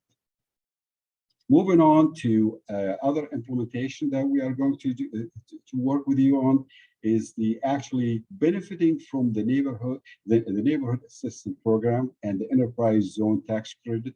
They are on the books, they're there, but what does it mean to have 25% tax credit investment up to $500,000? How can we get the small developer to benefit from something like that? How can the city work with these things? So what we are suggesting is to actually, in the very near future, like sometimes mid-March and onwards, to start creating workshop sessions, similar to what Cindy said about the task force in there, in order to start talking about how can we benefit from the enterprise zone tax as well as the neighborhoods. We also would like to discuss with you the tax increment finance, and that is a very important factor for the developers. Developers loves that because it creates an entity in which it will give them a tax abatement, but it will also kind of like the third part entity that's forwarding there. It guarantees that they will pay for the improvement that they make. So that is a very good thing, and we will provide you with examples of that. Nobody had asked us yes for a TIF, but I'm quite sure it's only a matter of time. And then we would like to look at the low income tax housing there, and that is a 9% tax credit available. How can we make this available to other entities that they can benefit from that? The next part of this of the implementation is actually a coordination and a collaboration effort, because if we are going to work with the parking authority, if we are going to improve any parking or intersections of anything of that nature itself, we really need to address the parking requirements. We also need to address how public transportation will be included in the studies itself. So that means that we will be reaching out to Reading Parking Authority. We will be in contact with PennDOT, our engineers, that is from Public Works, and we will need to reach out to the South Central Transit Authority or BARTA in our area in here to actually address some of their parking bus stops that they have on 5th Street and Penn Street, and see how we will be able to use these in a more friendly, more appropriate for other users itself. One of the other important things that we need to work collaboratively with is the calming of the 2nd Street and Washington. The traffic calming in there is very essential because we have fostered a very good, strong relationship with the Goggle Works. And the Goggle Works is coming to us with 3 phases of development for their work, and they want to expand their work to actually reach out to the outside, creating an area for the arts, for people to sit in there. In one of the concepts, they are creating a very nice cafe outside that is phenomenal, and that is phase one, which we will be meeting with them, by the way, in the near future to address the details of phase one. So how can we get the traffic calming in there? And why is it important? Because it will lend itself to connecting to the riverfront, another overlay that we need to address very quickly. And coordinating all these efforts with Public Works, CDBG grants, as well as traffic there, that's basically what we are looking for. So where is the money coming from? And in some parts, some of these projects are actually, like for instance, the amendment of the zoning that will be taken care of as part of the connected contracted services that we have, line budget items, but also as indicated and in a later presentation, we will have Director of Finance and Managing Director addresses the ARPA funds in there, and there you will see there is funds allotted for the facade improvement, commercial as well as residential, and the fight against splash. So that is where some of the funds are going to come in there. But we are also going to reach out very quickly, especially for the traffic calming, to the United States Economic Development Administration, ADA. And the reason why they offer a lot of grants, and these grants are favorable because they split into two phases. Phase one is actually developing the study and the specifications and technical support, including a very accurate cost estimate. And then phase two is the actual implementation. And we would like to do something like that. And we need to reach out to organizations like the Economic Development Administration as soon as possible. And recognizing also in that regard that because of the passenger rail, that it's a matter of time now when it happens, we would like to pilot a program for transit-oriented development, excuse me. So these are some of the some of the things that we would like to, and obviously we will continue to expand and utilize the good, strong relationship that we have with the Department of Community and Economic Development, and basically try to see how we can be able to benefit small businesses. And by the way, I failed to mention to you that the incentive zoning overlay will definitely benefit small businesses in that regard, especially if they are taking place in vacant areas on Penn Street or Fifth Street. So to wrap up and recap on this, what we are presenting you tonight, our action plan is actually presenting you with some proposals for relaxing the zoning requirements, especially the commercial corridors and the adjoining districts to that one, and see how we can benefit from that, and actually also enact the commercial and residential facade improvement programs and see if we can couple this with the incentive overlay, so that we can encourage new businesses to come into that area. And we're also going to continue to promote vacant and blighted properties for residential development and commercial multi-use. As I mentioned, we are going to seek grants, federal and state, and we will continue to evaluate the arts organization as it will be a mayor initiatives to create an authority for the arts altogether. With that, I would like to wrap it up by saying that the picture in front of you is actually from in Atlanta for an individual, and they have created multiple areas in there where local people can come in and play the piano. And I did not create this idea myself, but I was listening to our good friend who is a strong advocate for the city of Reading and the development Mr. Craig Poole, who indicated that if we need pianos like this, we'll be able to provide us with that. With that, I thank you very much for listening to me, and I'm happy to answer your questions to the best I can. Thank you.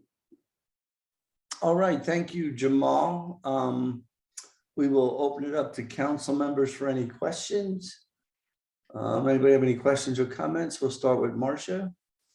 Yeah, and mine's not a question because I think there is too much material that's been presented at this point for us to get meaningful answers. And I want the answers to be documented so that I think if council could come up with a list of questions, some of them might be similar, and we could have them back from the administration in writing. I would appreciate it that way. There were so many layers of complexity here with changing zoning, with looking at different funding sources and how that affects it, that it's just too much to be able to have a productive dialogue within the time we have available. And it's too serious when you're looking at what it could do to be able to promote and move the downtown in a different direction.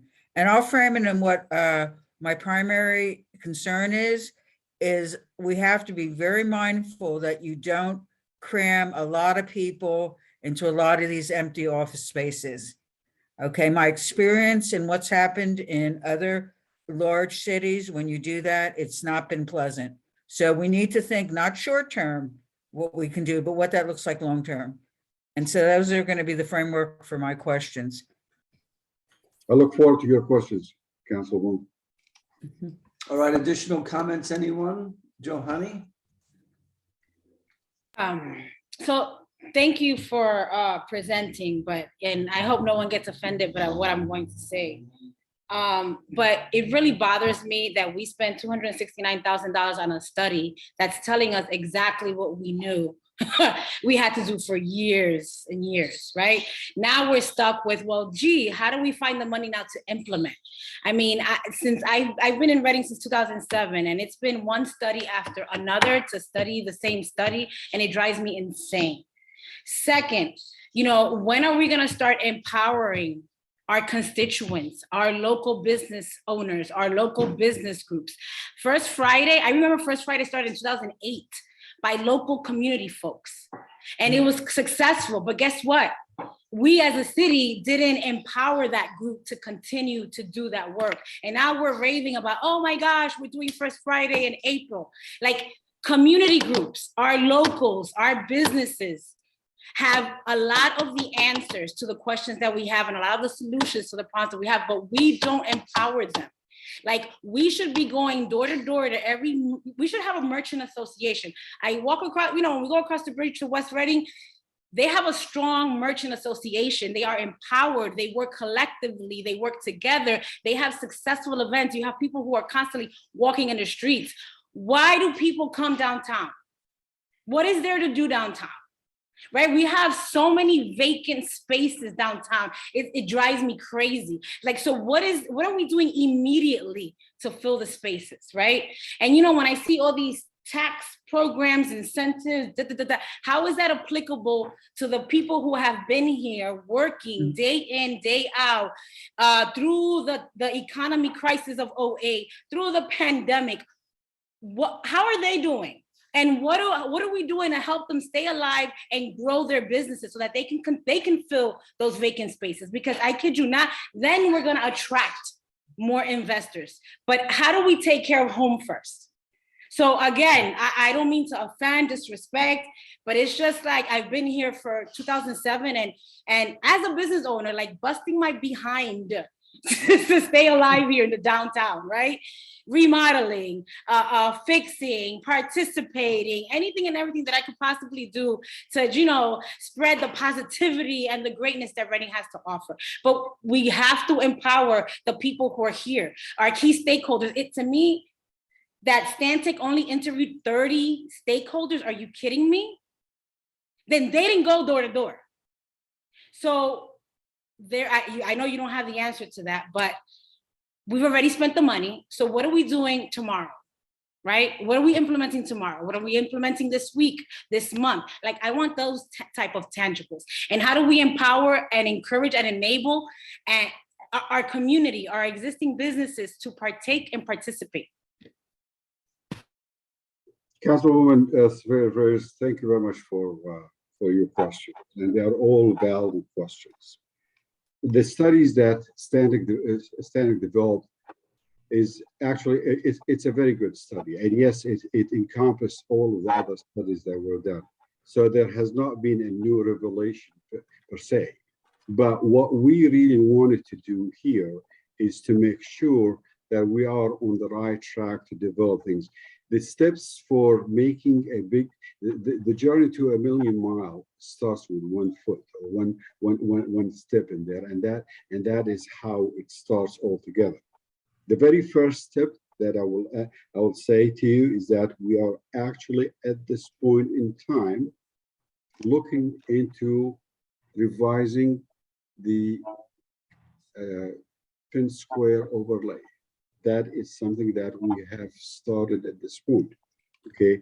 And we are engaged with in-house discussions on what does it take and how does it affect all other entities in that regards. We need to be partners with our Reading Parking Authority. That's a very important thing, because we cannot just remove the parking without creating another area that individuals can park their cars. But at the same time, we have to start somewhere. And these are the things that we are going to start on. The city of Reading is known for its inflexibility in some areas. And these are the things that we are trying to devise all together, so that a developer, when they come in, they feel welcome, and they basically see that there is a city willing, with a staff willing to work with them towards their goal. That is the very first step, and we've been working on this for the past 2 years.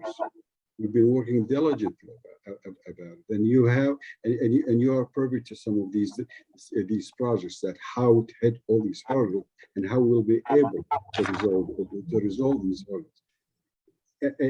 As it was said before, 40 years of practice cannot be changed in a matter of every year or two. It's going to take us an effort to do so. But to your specific questions of what are we doing today, my answer is that as of yesterday, we start working and revising the overlay. So we are working and recognize some of these setbacks that we really need to resolve immediately, so that we can offer the better tools to our developers.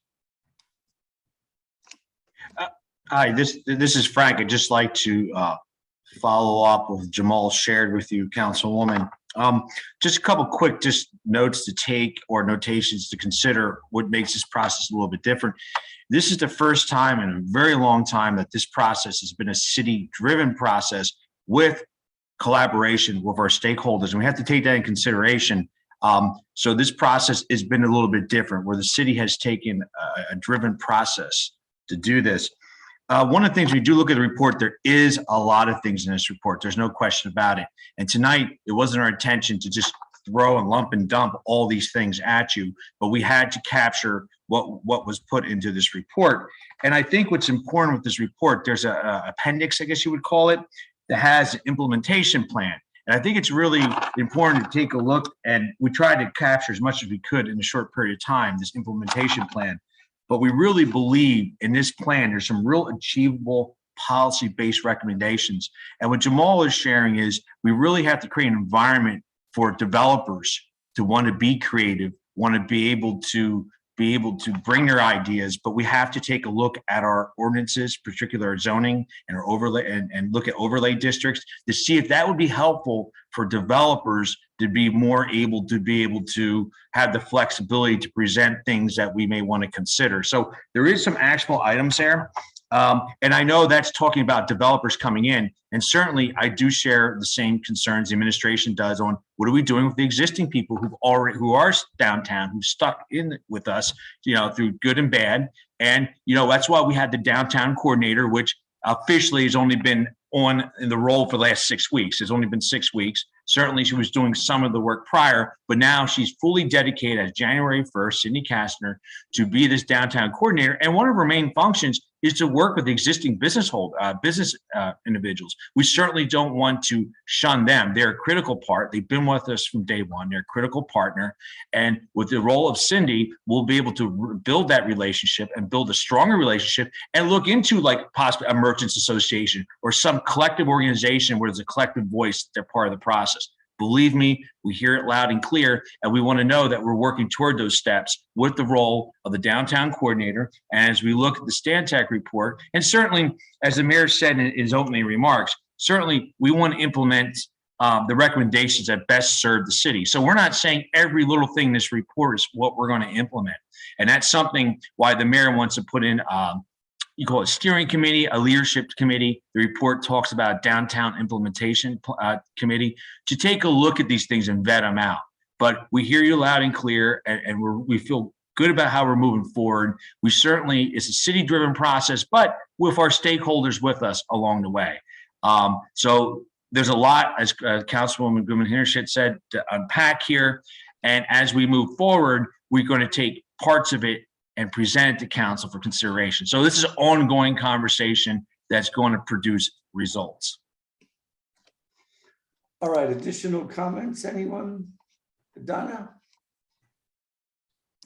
Yes, and I appreciate what everyone's saying here. Jahani gives a lot of credibility because she not only walks the walk, she's there. She's, you know, a business person. She sees everyone. Marsha walks the street. She sees what's going on. She works downtown. I say when we look at these things, we prioritize because there is a pile of stuff there. And also, I think there's some clear things, and I'm just going to be very candid here. The idea of downsizing the square footage of apartments is something I will fight to the very end. I will fight that as much as I can. The last thing we need are more people crowded into the downtown area because we know what's happening throughout the city. As cost of rents are increasing, there are multiple families within apartments that used to house just one family or houses. You know what's going to happen. As long as this city, because of county, and I don't mean county government, because of policies of other municipalities, continues to be the repository for low-income, underserved, economically challenged individuals, downsizing apartments, squishing as many people into those apartments with the attendant social ills that come with that is nothing but a recipe for further disaster for and taxing of our public services, our responders, fire, police, social services, mental health agencies. I see that as a total nightmare, and I will fight that on every breath I have in this term in my city council. I'm making that really clear now. And I think we all should, because we can't afford more density downtown. We need, Jahani, you talk about West Reading. Look at the pattern and look at the businesses of West Reading. That streetscape, as much as it was, looks much the same as it was when I was a kid growing up. It's enhanced, but it is basically the same streetscape. The city of Reading is essentially the same streetscape. We've had buildings go up that have enhanced the downtown, but at the same time have created problems with the downtown. The former Sovereign Operations Center, Santander Operations Center downtown, you have all that dead space along Fifth Street. That should be open windows retail space. That should never have been built the way it was. So there's one urban problem we have right now because people have no one to see when they're walking half a block. The same thing with the DoubleTree. You have a whole dead space on Penn Street where there's no interaction within the hotel to the outside. And that's not taking away all the good stuff DoubleTree has done. So let's look at what have been some problems in a way zoning and planning have let things happen and develop downtown. And let's try to make sure those things don't happen, as well as looking at overlay districts and things like that. But there's key processes and key things that go back to 100 years ago of why downtown survived, and that's mixed use, it's mixed residential, mixed commercial, easy transportation, walkability. These are all, people coin these new phrases, but it's still the same ingredients for success. We can have those here, but we have to like Johanny's saying, look at Johanny, look at Peanut Bar, look at Judy's, look at Marvell Ranch. Look at all these places that have stayed and been with us through thick and thin. What have they done that's right? To Carlos, Market, what, Alan Schuman, what are these people doing that have made them viable and stayed there? And let's take lessons from that. And let's also look at what basic urban planning and success is. We have it right across the bridge.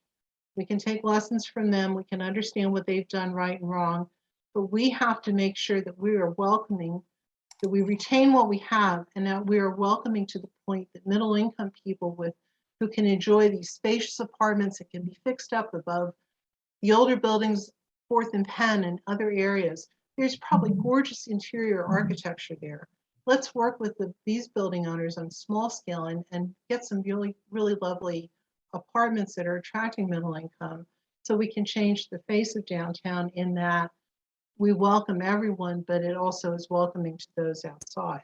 And when it comes to parking, we're not waiting for studies. Marcia, Johanny, and I are presenting an ordinance that will change the downtown parking hours at meters, because we want people to come here. We don't want to scare them away. And that's what's been happening in the last half year or so.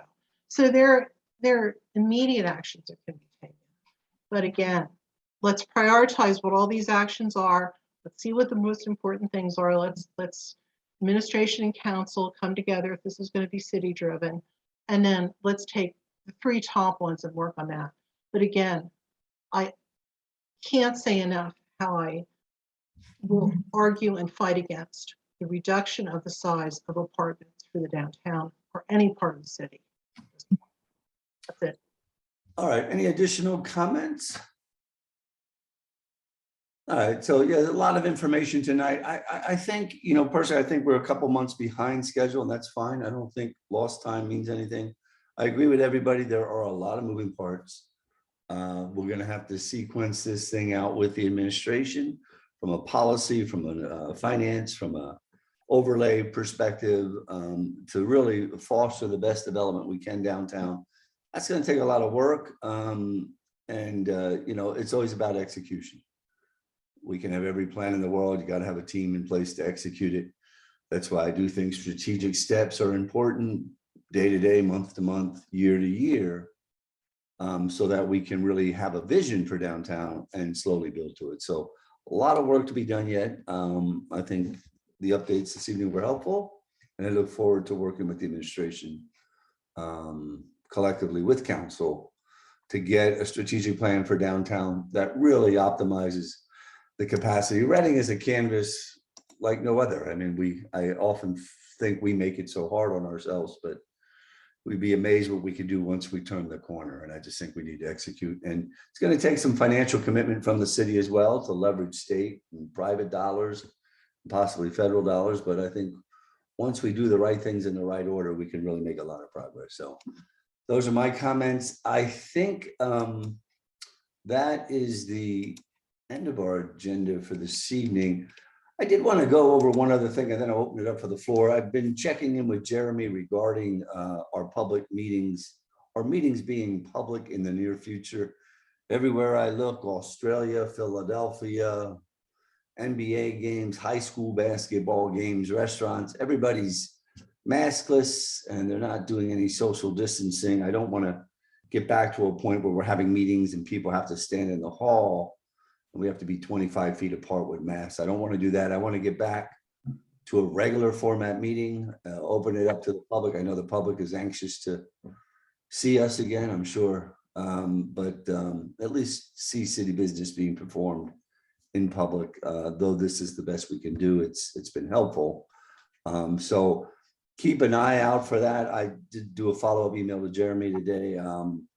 My goal is perhaps our first meeting in March, if possible, to be back in City Hall with an open meeting where everyone can attend, and not a hybrid meeting, a full in-person meeting.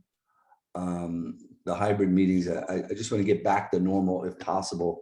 Yeah, another variant could come. Yeah, you know, we could have a lot of things could happen, but it's about time to get back to normal. So I don't know if anybody has any comments on that or any other business that they need to discuss before we adjourn. Council President, I do have an update for you and what you just brought up. And Yeah, I'm sorry, and it says here, I got an email from Chief Stout. The emergency management coordinator will be meeting with the mayor and myself next week to go over what you've asked. And I'm just reading the email now. And we're also looking at if it's time to end the emergency disaster declaration. So we will be having a meeting next week with the administration and with the emergency management team to discuss what you're sharing and also looking at the general implementations. So we will have some recommendations that we can share with council later next week. We're looking at mid next week of having this meeting, going over the protocols, and then we will come back and let you know what their recommendations are, if that's helpful. yeah, the sooner the better. Our first regular meeting would be when in March, March 4th, mid-March? Linda? You're on mute, I'm sorry. March 14th. March 14th. Okay, so that would be our goal. I mean, that's 3 weeks out, so hopefully we could commit to that, and we'll see how it goes. But I think we're all getting a little tired of the computer screens and all this stuff. So, all right, any other comments, thoughts, any other issues? Donna, then Johanny. I think Jahani was before me this, when Frank wanted to I speak. thought so- you were first. Go ahead, Go Jahani, ahead. then I'll go. I'm not. Mine was just an announcement, a reminder. The city's hosting the flag raising for Dominican Independence Day on Sunday at 2 p.m. and everyone is welcome to attend. Also, the Dominican Association will be hosting a series of events at the Jet Set following the flag raising. So just putting it out there, is the Dominican Independence Day on Sunday. Got to give me an opportunity to get in trouble. Go ahead, Donna. And this is a little sensitive, but I'm going to bring it up anyhow. As you all know, we had a double fatal shooting at the corner of West Greenwich and Schuylkill Avenue, which happens to be in my district. Doesn't matter whose district is in, but it happens to be there.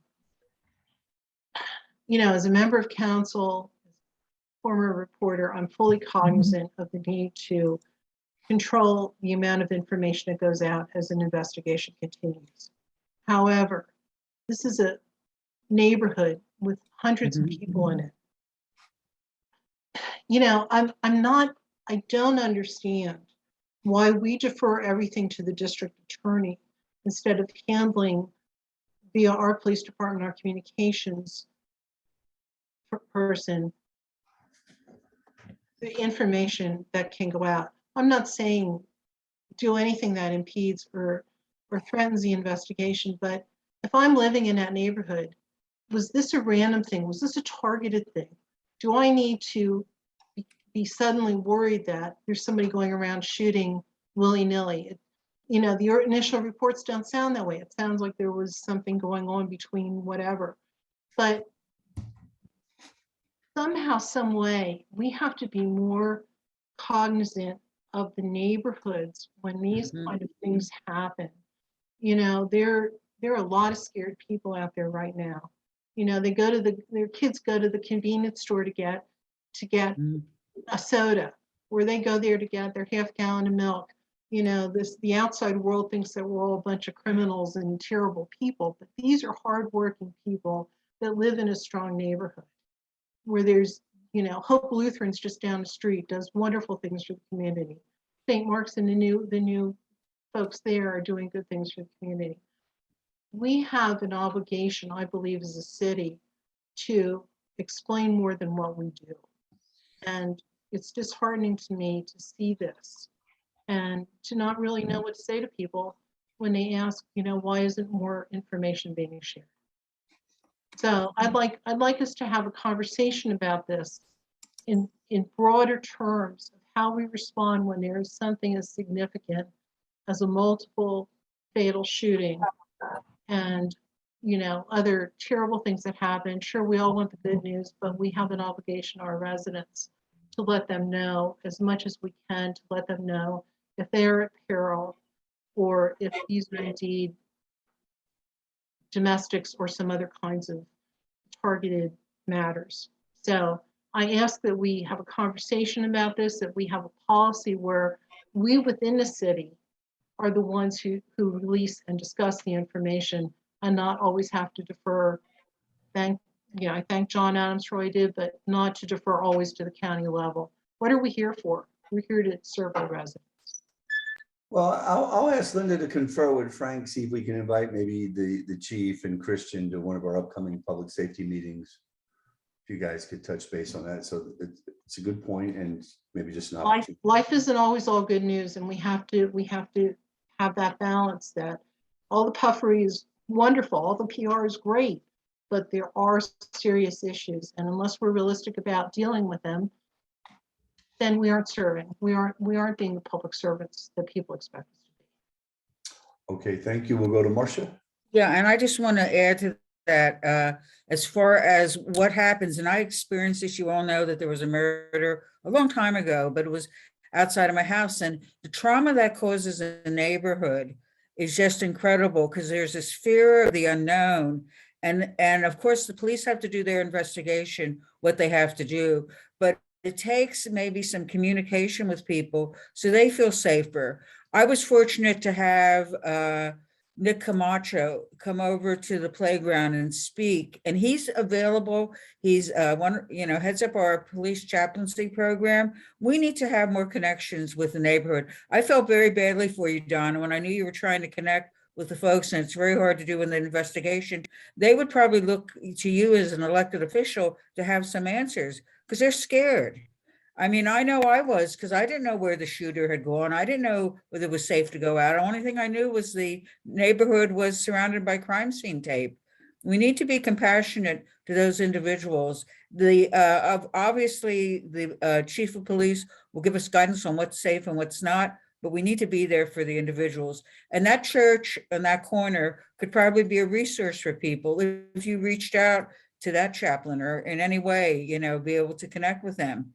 And it sort of resonates with me. St. Mark's was sold, so there's a new group in there. But okay. But I'm just looking at local resources there where people could go and get some sense of dealing. And you have to understand there's trauma that goes on when you see these kind of things. It just doesn't go away with the crime scene tape coming down, because there's folks that know. I meet with some of the people that are involved with the violence prevention efforts in the city. They are forming a network of grassroots folks, but it needs to work together with the city. And we don't know. That was a strange time of the morning to happen. What does that mean? So just a lot of unanswered questions, but I certainly feel it would be good to speak to the chief, but also to talk about what else can happen. I would actually like if Nick Camacho could be reengaged in some dialogue about this. And Linda makes note, this is now a Mennonite church. I think I had known that. They bought the church in the parking lot. Oh, okay. So I'm They're sure good there'll people. be involvement there. Yeah. I'll try to reach out and connect with them. Yeah, I had a And chance. again, I think we need a different kind of policy. That's one. Right. So I had a chance to walk by there yesterday, and they already had memorials set up, and there were a bunch of people at both sites gathered, a bunch of young people. I remember when the school was there. Remember when the school used to play football there. Go ahead, Johanny. Yeah, well, we're on the topic, sad to say, but so tomorrow is also the 1-year anniversary of Frankie Soto Jr., who was murdered a year ago. His mom, Shaika Gonzalez, is actually hosting a vigil at 1026 Buttonwood Street from 6 to 8. He was also a victim of gun violence. So since we're on the topic, I'm putting it out there. She welcomes all participation. Since the death of her son or the murder of her son, she's been very engaged in the community and trying to build awareness and trying to see how, she can be more involved in speaking to young people and trying to prevent violence. All right, thank you, everyone. If there are no additional comments, we are going to be adjourned for this evening. We are regrouping tomorrow at 5. Talk about ARPA funding, just to remind everyone. And I look forward to seeing everybody tomorrow. So thank you. Bye. Good night.